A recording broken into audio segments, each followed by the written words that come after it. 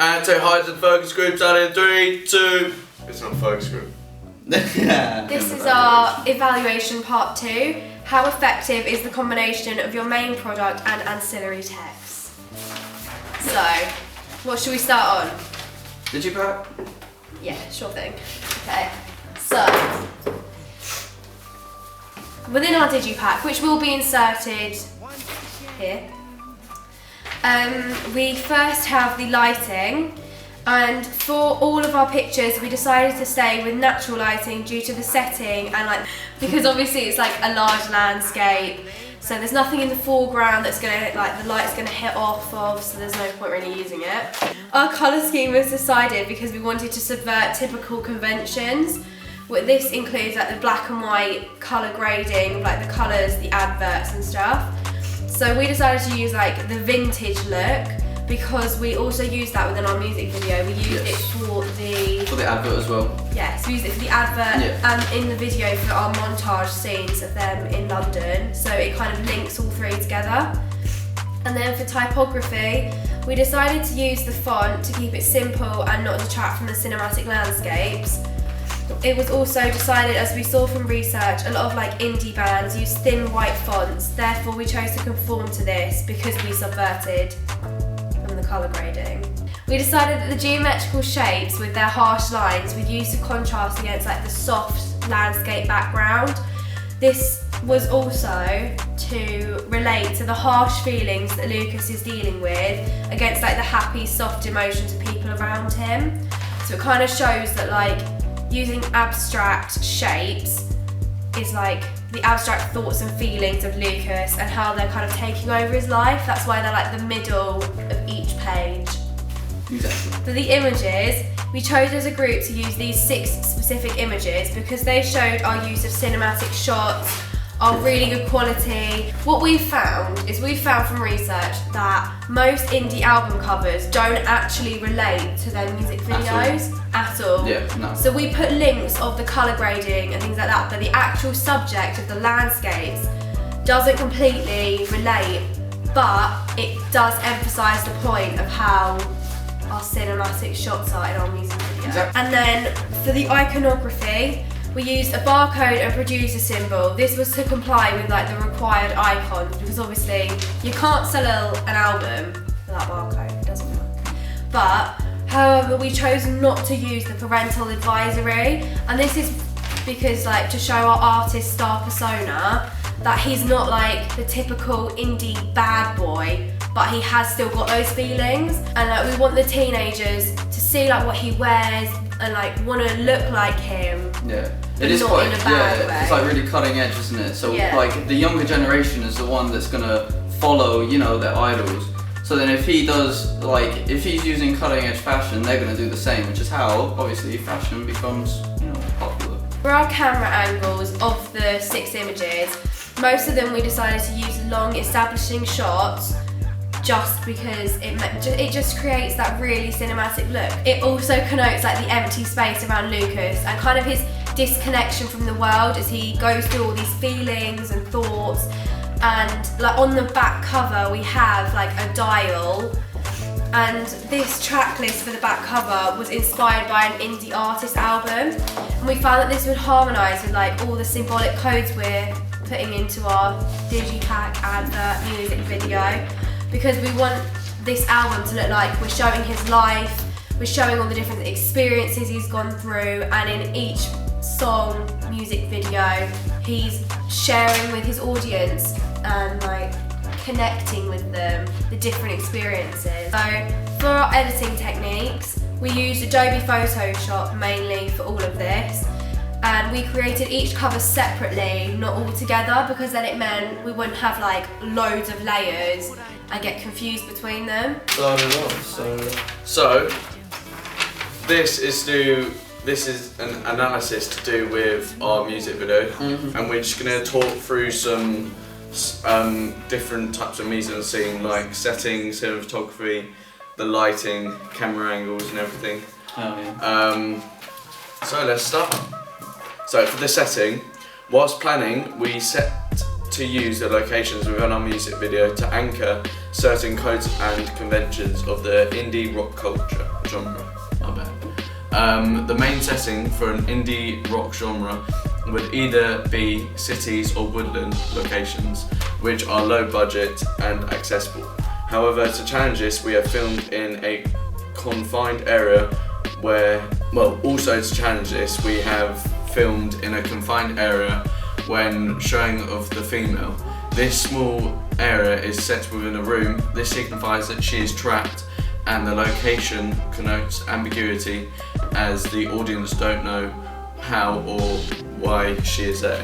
So basically we've used two different locations, city and woodland. This like conforms to the indie rock genre. However, within like style of this shot, where it's been like overlaid like the red room and the normal shot, we've used a confined space. This basically counteracts that. Yeah, no, so the confined space is sort of like him trapped in his own mind. So it's like in the red room it's just Molly, and that's who he's thinking about. So it's almost like it's a flashback, isn't it? So the red room just sort of signifies him, how he thinks about Molly, which is a lot, which is why we use the red room and the red colours. And it's obviously a small room, which shows that he's trapped inside his own head. The cinematography. So this is a key aspect of our music video. For this, we have used a wide range of different style shots, such as focus pulls and tracking shots, to visually entice the viewer, keeping them engaged. The preferred reading for the main character is that he's distraught the relationship. However, we have used a wide range. We've used a wide range of techniques, such as close-ups and character placement, placing him in the centre frame, allowing the audience to know that he's the main character and displaying his dominance. Within the lip syncing shots, we have showed that the actor isn't looking into the camera. This is indirectly showing how the actor is hurt, allowing the audience to engage with the media text as they feel sympathetic. For lighting, so within the post-production we've used a variety of different colour grading techniques. Like a main underlining aspect with our video is that we have different like hues between like our digipack, our advert and our music video. And so the shots change for when the male actor is alone, and the shots like they're warmer when he's with her, like in the city, just like, you know, happiness, and then they're a lot colder when he's in the countryside, like by himself. So then we did this by just like lifting the like color temperature like in Premiere Pro. So like there was like a hot and a cold, so obviously the hot would be making them warmer for the London shots, and then colder would be like blue hue for the sadder shots when he's by himself. Yeah, this can also like be connoted through the use of location, as cities is more compact and confined, almost making it more of a community, whereas like woodlands a lot more diverse, you know, much more individual. We've used technical codes to create more of a narrative as well, so like the hues, it's a narrative, the fact that he's sadder when he's alone, and like when he was with her, he was really, really happy. To create more of a professional look, we have used a colour mat, which is basically a bar at the top and the bottom of the screen, just narrowing the field of view. This also makes a music video look more cinematic and suits the indie rock genre. Another way that we have used composition is to create a star persona to allow the audience to know who the main character is. We have placed him centre frame. Doing so, it allows us to understand the importance of the character within the narrative. So in this picture as well, as you can see, Lucas is like in the middle. He's still pretty much centre frame, close enough. And then we have Molly, which is huge, so all you see is just Lucas next to Molly. For image, the preferred reading of the main character is portrayed that he's basically an alpha male style teenager who's got a girlfriend, however he's still got feelings. So it just makes him more down to earth. We want to portray that he's cool, and by doing so, we change his appearance. So to stick to the theme of indie, we change the actor's appearance by dressing him up in alternative clothing, which will make him look fashionable and trendy. the colour and the style of the clothing evokes the style of the audience who would watch our content. Exactly.